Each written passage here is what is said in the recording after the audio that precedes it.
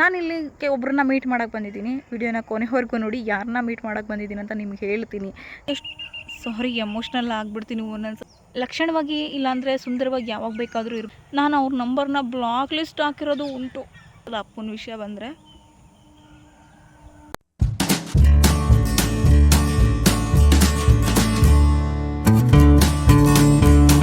Hi ಎಲ್ಲರಿಗೂ ನಮಸ್ಕಾರ, welcome back to Vinu Gowda vlogs Kannada.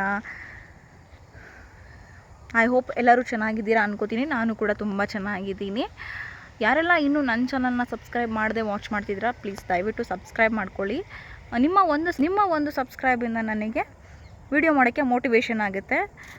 ಜೊತೆಗೆ ನಾನಿವತ್ತು ಏನಂತ ಹೇಳ್ಬೇಕು ಅಂದ್ಕೊಂಡಿದ್ದೀನಿ ಅಂತ ಹೇಳಿದ್ರೆ, ನಾನಿಲ್ಲಿ ಒಬ್ಬರನ್ನ ಮೀಟ್ ಮಾಡೋಕ್ಕೆ ಬಂದಿದ್ದೀನಿ. ವಿಡಿಯೋನ ಕೊನೆವರೆಗೂ ನೋಡಿ ಯಾರನ್ನ ಮೀಟ್ ಮಾಡೋಕ್ಕೆ ಬಂದಿದ್ದೀನಿ ಅಂತ ನಿಮ್ಗೆ ಹೇಳ್ತೀನಿ. ಜೊತೆಗೆ ನನ್ನ ಹೇರ್ ಜರ್ನಿ ಬಗ್ಗೆ ನಿಮ್ಗೆ ಹೇಳ್ತೀನಿ. ನನ್ನ ಹೇರ್ ಯಾಕೆ ಹಿಂಗಾಯಿತು ಅಂತ ಹೇಳ್ತೀನಿ. ಕೊನೆವರೆಗೂ ಕಂಟಿನ್ಯೂಸ್ ಆಗಿ ವಾಚ್ ಮಾಡಿ ಅಂತ ನಿಮಗೆ ಮುಂದಿನ ವೀಡಿಯೋದಲ್ಲಿ ತೋರಿಸ್ತೀನಿ. ಲಾಸ್ಟ್ ಹಿಡ್ಕೊಂಡು ಇವತ್ತು ನಾನು ನೋಡೋಕೆ ಬಂದಿರೋದು ತುಂಬ ಇಂಪಾರ್ಟೆಂಟ್ ವ್ಯಕ್ತಿ ನನ್ನ ಲೈಫಲ್ಲಿ ಅಂದರೆ ಮರೆಯಲಾಗದಿರೋ ವ್ಯಕ್ತಿ. ಅವ್ರನ್ನ ನಾನು ನಿಮ್ಗೆ ತೋರಿಸ್ತೀನಿ. ಕೊನೆಗೂ ಲಾಸ್ಟ್ವರೆಗೂ ನನ್ನ ವೀಡಿಯೋನ ಸ್ಕಿಪ್ ಮಾಡದೆ ನೋಡಿ ಅಂತ ಅಂದ್ಕೊಂಡಿದ್ದೀರಾ. ನಾನು ಯಾಕೆ ಈ ಥರ ಬಾಯ್ಸ್ ಥರ ಕಟ್ ಮಾಡಿಸಿದ್ದೀನಿ ಹೇರ್ನ ಅಂತ ಕಾರಣ, ನನ್ನ ಕೂದಲು ಈ ಥರ ಆಗೋಕ್ಕೆ ಏನು ಕಾರಣ ಅಂತ ಹೇಳಿದ್ರೆ ಬೇರೆ ಏನೂ ಅಲ್ಲ. ನಮ್ಮ ತಂದೆನ ನಾನು ಕಳೆದ 5 ತಿಂಗಳ ಹಿಂದೆ ಕಳ್ಕೊಂಡೆ. ನಮ್ಮ ಹಿಂದೂ ಸಂಪ್ರದಾಯದಲ್ಲಿ ಒಂದು ಗಂಡು ಮಕ್ಕಳು ಅಂದರೆ ದೊಡ್ಡ ಮಕ್ಕಳು, ತಂದೆಗೆ ಫಸ್ಟ್ ಮಕ್ಕಳು ಯಾರು ಇರ್ತಾರೆ ಅವರು ಮುಡಿ ತೆಗೆಸೋ ವಾಡಿಕೆ ಇದೆ. ಆದರೆ ನಮ್ಮ ಮನೇಲಿ ನಮ್ಮ ತಂಗಿ ನಾನು ಇಬ್ಬರು, ನಮ್ಮ ಅಪ್ಪಂಗೆ ಇಬ್ಬರು ಹೆಣ್ಮಕ್ಳಾಗಿರೋದ್ರಿಂದ ನಾನೇ ದೊಡ್ಡ ಮಗಳು. ನಾನು ಮುಡಿ ತೆಗೆಸೋ ಸಂಭವ ಬಂತು. ನನಗಾಗಿ ಏನು ಅನ್ನಿಸ್ತಾಯಿತ್ತು ಅಂದರೆ, ನಾನು ಹೆಂಗಪ್ಪ ಕೂದಲಿಲ್ಲದೆ ಓಡಾಡೋದು, ಹೆಣ್ಮಕ್ಳಿಗೆ ಕೂದಲಿದ್ರೆ ಅಲ್ವ ಲಕ್ಷಣ, ಹೆಂಗೆ ಮಾಡೋದು ಏನು ಅಂತ ತುಂಬ ತಲೆ ಒಳಗಡೆ 1-2 ದಿನ ಟೆನ್ಷನ್ ಶುರು ಆಗ್ಬಿಡ್ತು. ಆಫೀಸ್ಗೆ ಹೋಗೋದು ಹೆಂಗೆ ನಾನು ಅಂತೆಲ್ಲ ಯೋಚನೆ ಮಾಡ್ತಿದ್ದೆ. ಆದರೆ ನನಗನ್ಸಿದ್ದು ಒಂದೇ ಮಾತು, ನನ್ನ ಮೈಂಡಿಗೆ ಬಂದಿದ್ದು ಒಂದೇ, ಗಂಡು ಮಕ್ಕಳು ಯಾಕೆ ಎಲ್ಲನೂ ಮಾಡಬೇಕು, ಹೆಣ್ಮಕ್ಳು ಯಾವ್ದು ಮಾಡಬಾರ್ದು ಅಂತ ನಾನು ಯೋಚನೆ ಮಾಡಿದೆ.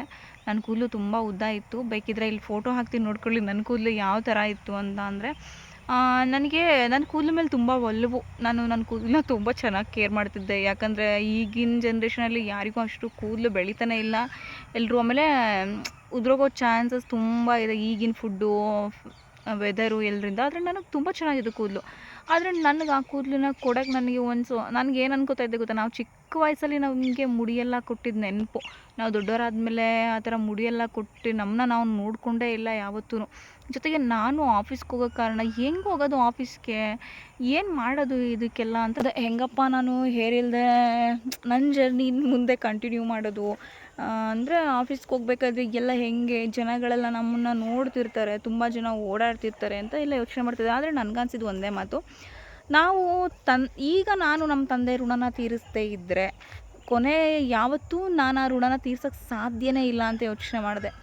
ಇದೊಂದು ಚಾನ್ಸು ನಮಗೆ, ನಾವು ನಮ್ಮನ್ನ ಹೆತ್ತೆ ಆಡಿಸಿ ಬೆಳೆಸಿದ ತಂದೆಗೋಸ್ಕರ ನಾವು ಮಾಡೋ ಫೈನಲ್ ಇದು. ಈಗ ನಮ್ಮ ಅಪ್ಪನ ಋಣ ನಾವು ತೀರಿಸ್ತಿಲ್ಲ ಅಂದರೆ ಅವ್ರು ಹಂಗೆ ಅನ್ಕೋತಾರೆ, ಇವ್ರು ಹಿಂಗೆ ಅನ್ಕೋತಾರೆ ಅಂತ ಹೋದರೆ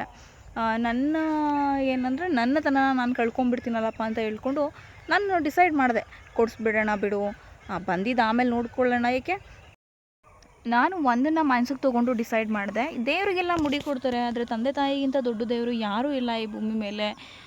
ನಾವು ಇವತ್ತು ಹಿಂಜರಿದ್ರೆ ಮುಂದೊಂದು ದಿನ ಪಶ್ಚಾತ್ತಾಪ ಪಡಬೇಕಾಗುತ್ತೆ. ಇದಕ್ಕೆ ನಮಗೆ ಮುಂದೊಂದು ದಿನ ಕಾಡುತ್ತೆ ಪ್ರಶ್ನೆ, ಏನಪ್ಪ ಅಂದರೆ ಗಂಡು ಮಕ್ಳಿದ್ದಿದ್ರೆ ನಮ್ಮ ತಂದೆಗೂ ಇದೆಲ್ಲ ಮಾಡ್ಬೋದಿತ್ತಲ್ವ ಅಂತ ಹೇಳ್ಬಿಟ್ಟು ನಾನೇನು ಮಾಡಿದೆ, ಮುಡಿ ತೆಗೆಸ್ಬಿಟ್ಟೆ.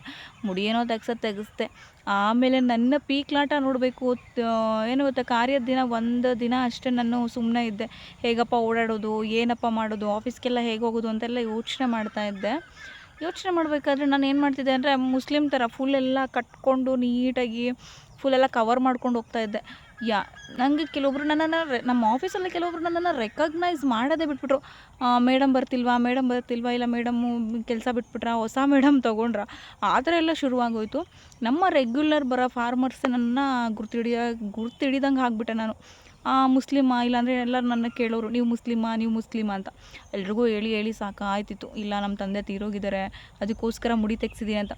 ಆಮೇಲೆ ನಮ್ಮ ಆಫೀಸಲ್ಲಿ ಏನಂದ್ರು, ತೆಗೆದುಬಿಡು ತಲೆಯಿಂದ ಬಟ್ಟೆನ, ಯಾಕಂದರೆ ಎಲ್ರಿಗೂ ಗೊತ್ತಲ್ವ ತಂದೆ ತೀರೋಗೋರು ಅಂತ. ಅಂದರೆ ನನಗೆ ನಾಚಿಕೆ ತುಂಬ, ಹೆಂಗೆ ತೆಗಿಯೋದು ನಾನು, ಏನು ಮಾಡಲಿ ನಾನು ಅಂತೆಲ್ಲ ಯೋಚನೆ ಮಾಡಿದೆ. ಆಮೇಲೆ ಒಂದು ದಿನ ನನ್ನ ರಿಲೇಟಿವೇ ನಮ್ಮ ಆಫೀಸಿಗೆ ಬಂದು ನನ್ನನ್ನೇ ರೆಕಗ್ನೈಸ್ ಮಾಡ್ದಿಲ್ಲ, ಹಾಗೆ ಹೋಗ್ತಾರೆ. ಅವತ್ತು ಡಿಸೈಡ್ ಮಾಡಿದೆ, ನಾನು ಕೊಟ್ಟಿರೋದು ನಮ್ಮ ತಂದೆಗೋಸ್ಕರ, ನಮ್ಮ ತಂದೆಗೆ ಆತ್ಮಕ್ಕೆ ಶಾಂತಿ ಸಿಗಲಿ ಅನ್ನೋದಕ್ಕೋಸ್ಕರ ನಾನು ಯಾಕೆ ನಾಚ್ಕೋಬೇಕು ಅಂತ ಯೋಚನೆ ಮಾಡಿದೆ. ಏಕೆ ಹೇರ್ ಕಟ್ ಮಾಡಿಸಿರೋರು ಎಷ್ಟೋ ಜನ ಇದ್ದಾರೆ ಬಾಯ್ಸ್ ಥರ ದೇವರಿಗೆ ಮುಡಿ ಕೊಟ್ಟು ಓಡಾಡೋರು ಎಷ್ಟೊಂದು ಜನ ಇದ್ದಾರೆ.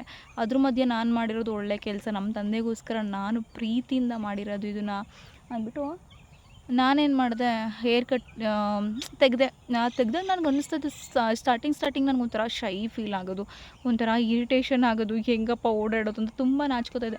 ಬಟ್ ಈಗ ನನಗೆ ಆ ಥರ ನಾಚಿಕೆ ಎಲ್ಲ ಏನೂ ಇಲ್ಲ. ಎಷ್ಟು ಕ್ಯೂಟಾಗಿ ಕಾಣಿಸ್ತೀನಿ ಅಂದರೆ ಇದೊಂಥರ ಹೇರ್ ಸ್ಟೈಲು. ನನ್ನ ಲೈಫಲ್ಲಿ ನಾನು ಇನ್ಯಾವತ್ತೂ ಈ ಥರ ಎಲ್ಲ ನಾನು ಮಾಡೋಕ್ಕಾಗೋದಿಲ್ಲ. ಈ ಥರ ಎಲ್ಲ ಹೇರ್ ಸ್ಟೈಲ್ ಮಾಡ್ಕೊಳ್ಳೋಕ್ಕೆ ಆಗಲ್ಲ. ಬಟ್ ಏನೋ ಒಂಥರ ಫೀಲಿಂಗ್ ತುಂಬ ಚೆನ್ನಾಗಿದೆ, ಕಂಫರ್ಟಬಲ್ ಅನಿಸುತ್ತೆ. ನಾವು ಸುಂದರವಾಗಿ ಕಾಣಿಸ್ಬೇಕು ಅಂತ ಹೋದರೆ ನಮ್ಮ ಜೀವನ ಸಾರ್ಥಕತೆನ ನಾವು ಕಳ್ಕೊತೀವಿ. ಯಾವಾಗ ಬೇಕಾದರೂ ಸುಂದರವಾಗಿ ಕಾಣ್ಬೋದು ನಾವು, ಯಾವಾಗ ಬೇಕಾದರೂ ಸುಂದರವಾಗಿ ಕಾಣ್ಬೋದು ನಾವು. ಅಂದರೆ ನಮ್ಮ ಜೀವನದಲ್ಲಿ ನಮ್ಮ ಹೆತ್ತೋರಿಗೋಸ್ಕರ ನಮಗೆ ಸಿಗೋ ಕೆಲವೊಂದು ಆಪರ್ಚುನಿಟಿನ ನಾವು ಮಿಸ್ ಮಾಡ್ಕೊಬಾರ್ದು. ಮಿಸ್ ಮಾಡ್ಕೊಂಡಾಗ ನಮಗೆ ಇವತ್ತು ಅನಿಸಲ್ಲ, ಮುಂದೊಂದು ದಿನ ಯಾವತ್ತೋ ಒಂದಿನ ಅನ್ಸೋಕ್ಕೆ ಮುಂಚೆನೇ ನಾವೇ ಡಿಸೈಡ್ ಮಾಡಿ ಮಾಡ್ಕೊಳ್ಳೋದು ಚೆನ್ನಾಗಿರುತ್ತೆ.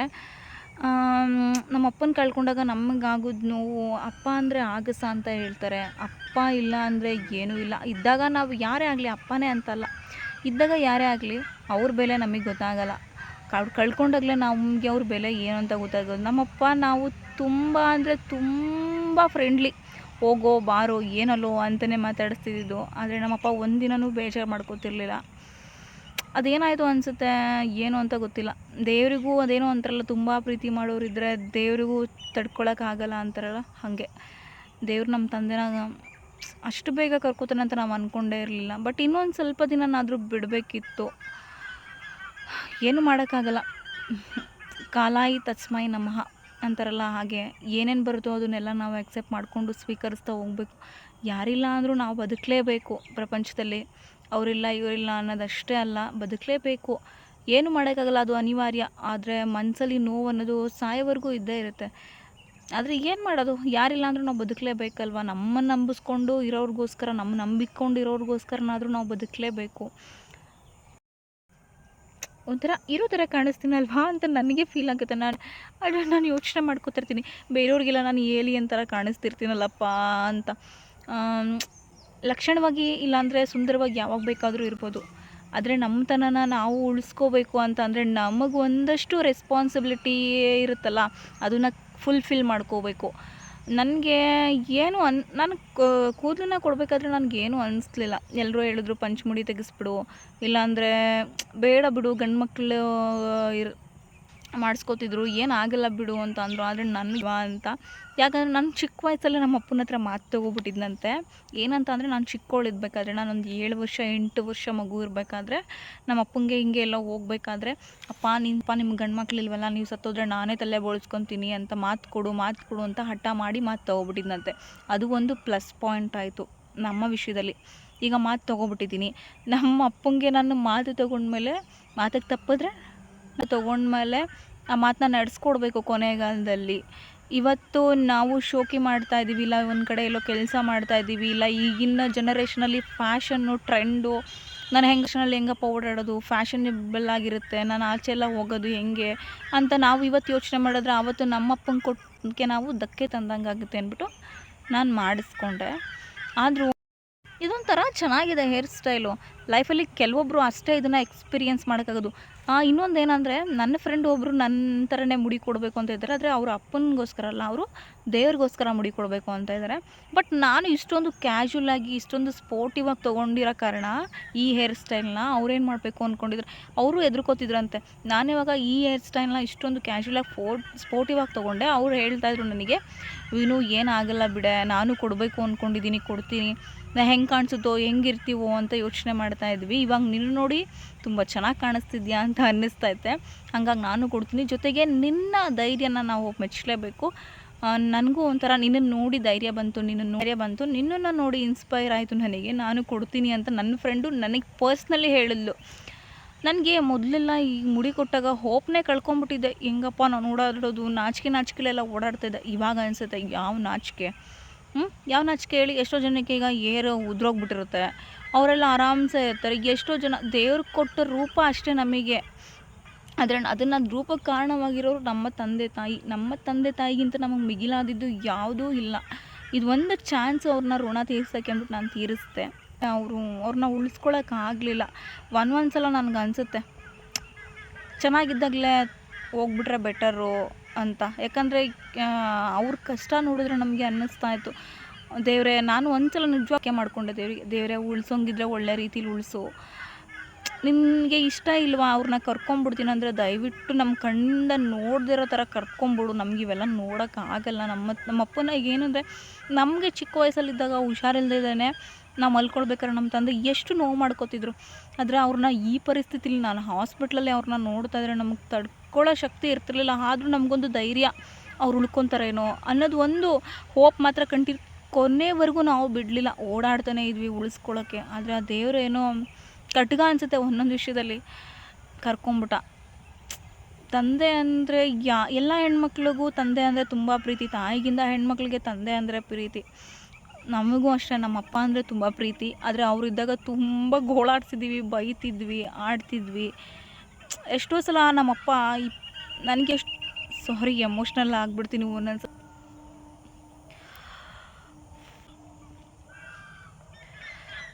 ಎಮೋಷ್ನಲ್ ಆಗಿಬಿಟ್ಟೆ. ನಾನು ಎಷ್ಟೋ ಸಲ ಆಫೀಸ್ಗೆ ಹೋದಾಗ ನಮ್ಮಪ್ಪ ನನಗೆ ಯಾವಾಗಲೂ ಕಾಲ್ ಮಾಡ್ತಿದ್ರು, ಎಲ್ಲಿದ್ಯಾ, ಊಟ ಮಾಡಿದ್ಯಾ. ಆದರೆ ನಾನು ಎಷ್ಟೋ ಸಲ ಅವ್ರನ್ನ ಬೈಕೊಂಡು ಫೋನ್ ಕಟ್ ಮಾಡಿಬಿಟ್ಟಿದ್ದೀನಿ. ನಿನಗೇನು ಮಾಡೋ ಕೆಲಸ ಅಲ್ವಾ, ಮನೇಲಿ ಕೂತಿರ್ತಿಲ್ಲ ಅದಕ್ಕೆ ಮಾಡ್ತೀಯಾ, ಅಳಬಾರ್ದು ಅನ್ಕೋತೀನಿ. ಆದರೂ ಏನು ಮಾಡ್ತೀರಾ, ಕೆಲವೊಂದು ಟೈಮ್ಸ್ ಅಪ್ಪನ ನೆನೆಸ್ಕೊಂಡಾಗ ನಂಗೆ ಅಳು ಬಂದುಬಿಡುತ್ತೆ. ಎಮೋಷ್ನಲ್ ಆಗಿಬಿಡ್ತೀವಿ ಅಪ್ಪ ಅಂದರೆ. ಎಷ್ಟೋ ಸಲ ನನಗೆ ಫೋನ್ ಮಾಡಿ ಊಟ ಮಾಡ್ದೆ, ಯಾವಾಗ ಬರ್ತಿದ್ಯಾ, ಎಲ್ಲಿ ಬರ್ತಿದ್ಯಾ, ಇನ್ನೂ ಬರಲಿಲ್ವಲ್ಲ ಅಂತ ತುಂಬ ಹಿಂಸೆ ಕೊಡೋದು. ನಾನಾಗೇನು ಬೈತಿದ್ದೆ ನಮ್ಮಪ್ಪನ ಚೆನ್ನಾಗಿ, ನನ್ನ ತಲೆ ತಿನ್ಬೇಡ, ಸುಮ್ಮನೆ ಫೋನ್ ಇಡು. ಎಷ್ಟೋ ಸಲ ಬಾಯಿಗೆ ಬಂದಂಗೆಲ್ಲ ಬೈದ್ಬಿಟ್ಟಿದ್ದೀನಿ. ತುಂಬ ಒಂದು ದಿನಕ್ಕೆ 10 ಸಲ 20 ಸಲ ಹಂಗೆ ಫೋನ್ ಮಾಡ್ತಿತ್ತು. ಇತ್ತೀಚೆಗೆ ಅಂದರೆ ಸಾಯಬೇಕು ಅಂತಲೇ ಅಪ್ಪನ ಜೊತೆ ಬಾಂಡಿಂಗ್ ತುಂಬ ಆಗ್ಬಿಡ್ತು ಅನಿಸುತ್ತೆ. ಏನೇ ಇದ್ದರೂ ವಿಷಯಗಳೆಲ್ಲ ಹೇಳ್ಕೊಳ್ಳೋದು, ನಮ್ಮಪ್ಪ ಏನೇ ಇದ್ದರೂ ನಮ್ಮ ಜೊತೆ ಹೇಳ್ಕೊಳ್ಳೋದು, ಜೊತೆಗೆ 25 ಸಲ ಫೋನ್ ಮಾಡೋದು ದಿನಕ್ಕೆ, ಆ ಥರ ಆಗ್ಬಿಡ್ತು. ಆದರೆ ನಮ್ಗೆ ಗೊತ್ತಾಗಲಿಲ್ಲ ಅನಿಸುತ್ತೆ ಅಪ್ಪ ಅಷ್ಟೊಂದು ಅಟ್ಯಾಚ್ ಆಗ್ತಾರದು ನಮಗೇನು ಗೊತ್ತು. ನಮ್ಮಪ್ಪ ಯಾವಾಗಲೂ ನಾರ್ಮಲಾಗಿ ಆ ಥರ ಇರ್ತಿದ್ರಲ್ಲ, ಆ ಥರನೇ ಇರ್ತಾರೆ ಅಂತ ನಾವು ಅಂದ್ಕೊಂಡ್ವಿ. ಆದರೆ ಏನು ಮಾಡ್ತೀರಾ, ವಿಧಿ ಅನ್ನೋದು ಒಂದು ಇದೆಯಲ್ಲ, ಮೇಲ್ಗಡೆ ಆಡ್ತಾ ಇರುತ್ತೆ. ಅದು ಎಷ್ಟೋ ಸಲ ನಮ್ಮ ಅಪ್ಪನ್ನ ನಾವು ಬೈದು ಕಟ್ ಮಾಡಿರೋದುಂಟು. ಆದರೆ ಇವತ್ತು ಬೆಳಗ್ಗೆಯಿಂದ ಸಂಜೆ ತನಕ ನಾವು ಕೂತಿದ್ರು ನಮಗೆ ಎಲ್ಲಿದ್ದೀಯಾ ಅಂತ ಯಾರೂ ಫೋನ್ ಮಾಡಲ್ಲ. ಎಲ್ಲಿ ನಾನು ನನ್ನ ತಂಗಿ ತುಂಬ ಸಲ ಆಚೆ ಹೋದಾಗಿಲ್ಲ ನಮ್ಮಪ್ಪ ಯಾವಾಗ್ಲೂ ಇನ್ನೂ ಬರಲಿಲ್ಲ ಅಂತ. ನಾವು ಸಂಜೆ ಈವ್ನಿಂಗ್ ಹೋಗಿ ಒಂದು 4 ಗಂಟೆಗೆ, ಒಂದು 5 ಗಂಟೆ, 6 ಗಂಟೆ, 7 ಗಂಟೆ ಒಳಗೆ ಬರಲಿಲ್ಲ ಅಂದರೆ ಒಂದು 20 ಸಲ ಫೋನ್ ಮಾಡೋದು. ಇನ್ನೂ ಬರಲಿಲ್ವಲ್ಲ ನೀವು, ಇನ್ನೂ ಬರಲಿಲ್ವಲ್ಲ, ಮುಸ್ಸಂಜೆ ಆಯ್ತೈತೆ, ಇನ್ನೂ ಬರಲಿಲ್ವಲ್ಲ ಅಂತ. ಎಷ್ಟು ಸಲ ನಾವೇ ಎಷ್ಟೋ ಸಲ ಬೈದಿ ಕಟ್ ಮಾಡ್ಬಿಡ್ತೀವಿ. ಸುಮಾರು ಸಲ ನಾನು ಆಫೀಸಲ್ಲಿದ್ದಾಗ ಏನು ಮಾಡೋದು, ನಮ್ಮಪ್ಪ ಫೋನ್ ಮಾಡ್ತಾರೆ ಅಂತ ಹೇಳಿದ್ರೆ ನಾನು ಅವ್ರ ನಂಬರ್ನ ಬ್ಲಾಕ್ ಲಿಸ್ಟ್ ಹಾಕಿರೋದು ಉಂಟು. ಎಷ್ಟೋ ಸಲ ಬೈಕೊಂಡು ಬ್ಲಾಕ್ ಲಿಸ್ಟ್ ಹಾಕ್ಬಿಟ್ಟಿದ್ದೀನಿ. ಸುಮ್ಮನೆ ತಲೆ ತಿಂತೀಯ ನೀನು, ಎಷ್ಟು ಸಲ ಹೇಳ್ತಾಯಿದ್ರು, 20 ಸಲ ಹಿಂದೆ ಮಾಡ್ತಿರ್ತೀಯ ಅಂತ. ಆದರೆ ಈಗ ಅನಿಸುತ್ತೆ, ಈಗ ಮಾತಾಡಬೇಕು ಅಂದರೆ ನಮ್ಮಪ್ಪ ನಮಗೆ ಸಿಗಲ್ಲ. ಮಾತಾಡಬೇಕು ಅಂದರೆ ಅವ್ರು ಸಿಗೋದು ಇಲ್ಲ, ಅವ್ರು ಇನ್ಯಾವುದೂ ಬರೋದು ಇಲ್ಲ. ಅದಕ್ಕೆ ಅನಿಸುತ್ತೆ ಯಾರೇ ಆಗಲಿ ಇದ್ದಾಗ ಚೆನ್ನಾಗಿರಬೇಕು. ಅವ್ರು ಹೋದಾಗ ನಾವು ಏನೇ ಮಾಡಿದ್ರು ಅದು ವ್ಯರ್ಥ ಅಂತ ನಂಗೆ ತುಂಬ ಅನ್ನಿಸ್ತು. ಇವಾಗ ನನಗೇನು ಅನಿಸುತ್ತೆ ಅಂದರೆ, ಯಾಕೆ ಇವತ್ತಿರ್ತೀವೋ ನಾಳೆ ಇರಲ್ವೋ, ನಾನು ಇವಾಗ ಮಾತಾಡ್ತಿದ್ದೀನಿ, ನೆಕ್ಸ್ಟ್ ವಿಡಿಯೋ ಮಾಡ್ತೀನೋ ಇಲ್ವೋ.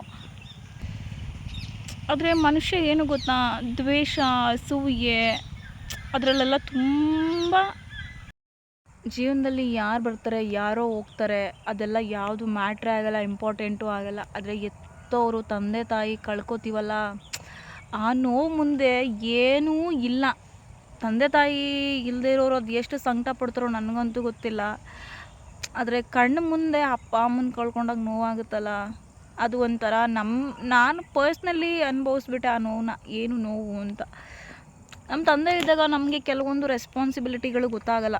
ಯಾಕಂದರೆ ಎಲ್ಲನೂ ಅವ್ರು ನಿಭಾಯಿಸ್ತಾ ಇರ್ತಾರೆ, ಎಲ್ಲ ಮಾಡ್ತಾಯಿರ್ತಾರೆ. ಬಟ್ ನನಗೆ ಇವಾಗಂತೂ ತುಂಬ ಅಂದರೆ ತುಂಬ ರೆಸ್ಪಾನ್ಸಿಬಿಲಿಟಿ ಇರೋದ್ರಿಂದ ಆಗ ಅನಿಸುತ್ತೆ ನಮ್ಮಪ್ಪ ಇದನ್ನೆಲ್ಲ ಹೆಂಗೆ ಮಾಡ್ತಾಯಿದ್ರು, ಯಾವ ಥರ ನಿಭಾಯಿಸ್ತಾಯಿದ್ರು ಅಂತ. ನಮ್ಗೆ ಒಂದಿನೂ ಇದನ್ನೆಲ್ಲ ಹೇಳ್ಕೊಟ್ರಿಲ್ಲ. ಬಟ್ ನಾವು ಆಗ ರೆಸ್ಪಾನ್ಸಿಬಿಲಿಟಿ ತಗೊಂಡೇ ಇಲ್ಲ ಅಂತ ಅಲ್ಲ, ತೊಗೊಂಡಿದ್ರು ಮನೇಜ್ ಕೆಲವೊಂದು ಜವಾಬ್ದಾರಿಗಳನ್ನ ನಾವು ತೊಗೊಂಡಿರಲಿಲ್ಲ. ಅಪ್ಪನೇ ಎಲ್ಲ ನೋಡ್ಕೋತಾ ಇದ್ರ ಕಾರಣ ಸಡನ್ಲಿ ನಮ್ಮ ತಲೆಗೆ ಬಂದಾಗ ಗಂಡು ಮಕ್ಕಳಿದ್ದರೆ ಹೆಂಗೋ ಮಾಡ್ಕೊಬಿಡ್ತಾರೆ. ಆದರೆ ಹೆಣ್ಮಕ್ಳು ಹೆಂಗೆ ಮಾಡಬೇಕು ಅಂತಲೂ ಗೊತ್ತಾಗಲ್ಲ. ನಮಗೆ ಬೇರೆ ಕಡೆಯಿಂದ ಯಾವ ಕಡೆಯಿಂದನೂ ಸಪೋರ್ಟು ಸುಧಾ ಇಲ್ಲ.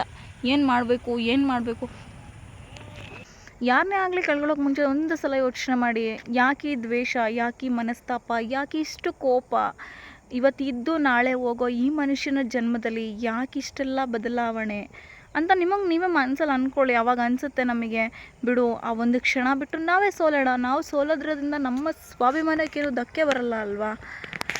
ಜಸ್ಟ್ ಅವ್ರಿಗೂ ಅವಾಗ ಅನಿಸುತ್ತೆ, ಅಯ್ಯೋ ನಾನು ತಪ್ಪು ಮಾಡಿಬಿಟ್ನೇನೋ ಅನ್ನೋದು ಅವ್ರಿಗೂ ಫೀಲ್ ಆಗುತ್ತೆ. ಏನಪ್ಪ ನಾನೇ ಹಿಂಗೆ ಮಾಡಿಬಿಟ್ಟೆ, ಅವ್ರು ನನ್ನ ಮತ್ತೆ ಬಂದು ಮಾತಾಡ್ಸಿದ್ರು ಅನ್ನೋದಿರುತ್ತೆ.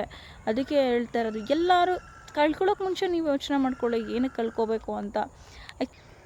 ಅಪ್ಪನ ಬಗ್ಗೆ ಎಷ್ಟು ಹೇಳಿದ್ರು ಸಾಕಾಗೋದೇ ಇಲ್ಲ. ಅಪ್ಪ ಅಂದರೆ ಆಗಸ, ಅಪ್ಪ ಅಂದರೆ ಆಸರೆ, ಅಪ್ಪ ಅಂದರೆ ಅಕ್ಕರೆ, ಅಪ್ಪ ಅದನ್ನು ಅದನ್ನು ವರ್ಣಿಸೋಕ್ಕೆ ಪದನೇ ಇಲ್ಲ. ಯಾಕಂದರೆ ನಮಗೆ ನಮ್ಮ ಚಿಕ್ಕ ವಯಸ್ಸಿಂದ ನಮ್ಮ ಲೈಫ್ ಇರೋ ಅಪ್ಪನೇ ಆಗಿರ್ತಾರೆ.